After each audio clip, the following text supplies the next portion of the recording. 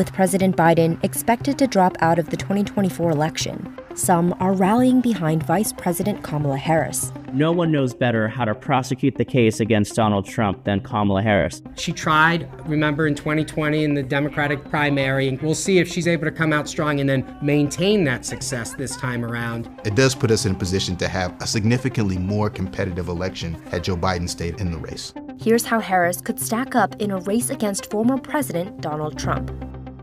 Donald Trump simply does not have the character to be President of the United States. Experts say Harris could have a tough campaign trail ahead, but she does have some key advantages. How do you win the presidency if you don't win the majority of white voters? You have to check off all of the other boxes.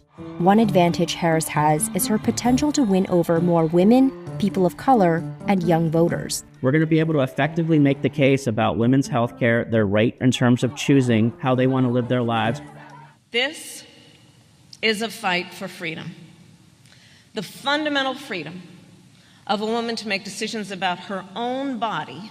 A Wall Street Journal poll in April found that abortion was the most powerful issue by far driving suburban women in swing states. Over half of the women in the poll said Trump's policies on abortion were too restrictive. Some Democrats and political experts also expect Harris to invoke more excitement from black voters. A critical advantage at a time when support from that group was slipping for Biden. As an African-American woman, she's going to have a unique opportunity in terms of how she communicates and has a conversation with voters in Detroit, Michigan, Philadelphia, Pennsylvania. These urban centers are really where we're going to need historic turnout to consolidate around Kamala so that way we win these critical swing states.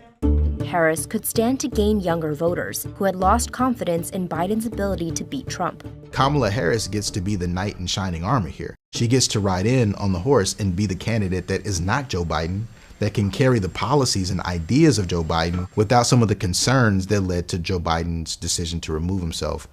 A July poll by Emerson College, conducted before the assassination attempt on Trump, found that people between the ages of 18 and 29 were the least motivated to vote. Biden was still leading the Democratic ticket at the time of the poll. It's the younger Democrats, which is, in my opinion, the base of the party. And it's more than just voting. It's about canvassing. It's about phone calling. It's about get out the vote efforts. We cannot do it without all of your help. All of this is part of the campaign that I think was lacking with Biden, and that's why we have Harris to see if we can capture that energy that has been missing.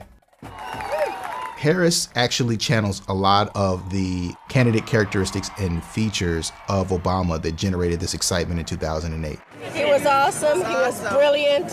Just what I was looking for. This is a young candidate of color that is going to sell us on a vision of America that is multicultural, that is more unified, that is moving into a new future. At 59 years old, Harris is significantly younger than Biden, who's 81. We get to go coast to coast without worrying about her energy level in terms of hitting critical media markets. Some political experts say Harris's background as a prosecutor helped her come off as a strong debater in her 2020 presidential campaign. You know, there was a little girl in California who was part of the second class to integrate her public schools. And she was bused to school every day. And that little girl was me. This becomes a moment where Harris looks extremely strong. Suddenly she goes from polling in the single digits to close to 20%. And after her vice presidential debate with Mike Pence, polls showed that more voters thought she won. Well, let's get but Susan, this is important. Susan, I want to add, but Mr. Vice President, I'm speaking. I'm speaking. Experts say that in a race against Trump, she needs to replicate that debate success. You also have to be very careful because we've never seen someone survive an assassination attempt and then step onto the debate stage, talk about this openly as a signal of love of country. How will Kamala Harris handle the events that have catapulted Trump's popularity and favorability amongst his base? Recent polls like this one by Emerson College show Harris significantly trails Trump.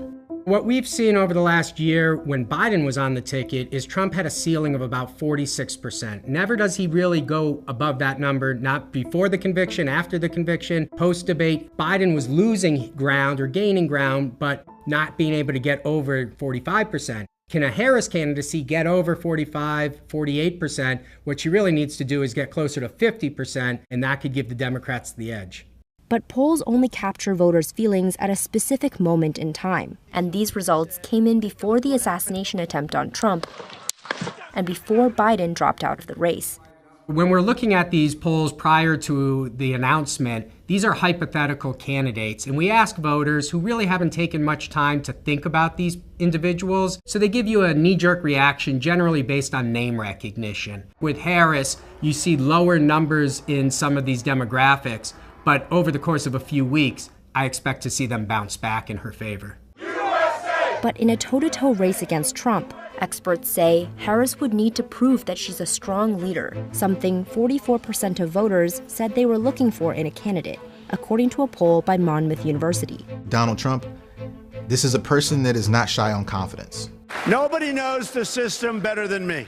With people who are already sort of ideologically aligned and therefore also see Trump as an effective leader, he's in a prime position to demonstrate this idea of I am the leader of the free world. With Kamala Harris, what will be her I am the leader of the free world moment? The biggest concern for Harris will be immigration. My trip to Guatemala and Mexico was about addressing the root causes. She's going to have to defend those policies. Kamala had one job, and that was to fix the border. Now imagine her in charge of the entire country. But at the end of the day, some experts say this is a race based on personalities, not policies. And Harris replacing Biden would force the Trump campaign to change its offensive strategy. Trump has spent so much time the last 3.5 years on Biden. Could you imagine if Biden was up here and the teleprompters didn't work?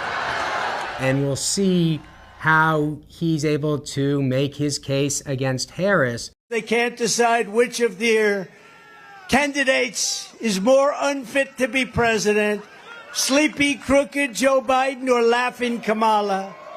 Harris entering the race now would be the latest a candidate has joined a presidential election since 1968. Biden had been the presumptive nominee since March. This creates questions around how well organized the Democratic Party may be. It's a very short onboarding process. Joe Biden, Donald Trump, they've been around. While Vice President Harris has had an extensive career, it's certainly not nearly as long as these other two candidates. But a big question remains. Who would Harris pick to be her vice president? It's going to be very important both regionally and demographically because she needs to shore up some of her base. That decision might be the key to what experts say is Harris's best path forward. The Obama coalition that we saw in 2008. Can you bring that group back together? That's a coalition of robust historical turnout African Americans dominating amongst Latinos and really holding your own amongst white voters and rural voters so that way there's no more bleed to the Republican Party. What the Democrats really liked was President Obama in his ability to articulate ideas and talk to groups of people and get them excited. Yes, we can. If candidate Harris is able to speak with that confidence and be able to rally groups with her voice, would be an exceptional game changer in this race.